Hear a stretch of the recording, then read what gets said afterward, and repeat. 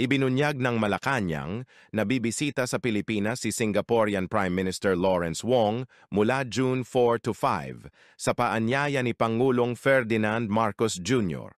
Ito ang kauna-unahang opisyal na pagbisita ni Wong sa bansa mula nang siya ay ma-reappoint bilang punong ministro matapos ang halalan sa Singapore. Magsasagawa ng bilateral meeting sina Marcos at Wong upang talakayin ang kooperasyon sa kalusugan, pagbabago ng klima, civil service at iba pang usaping mahalaga sa dalawang bansa. Magpapalitan din sila ng pananaw hinggil sa mahahalagang isyong pampolitika at pang-ekonomiya sa rehiyon. Ito rin ang unang pagbisita ng isang Singaporean PM sa bansa mula noong 2017. Ano sa tingin mo ang dapat unahing pagtuunan ng pansin sa ugnayan ng Pilipinas at Singapore? Ibahagi ang iyong saloobin. Salamat sa panonood. Huwag kalimutang i-like, i-share at mag-follow.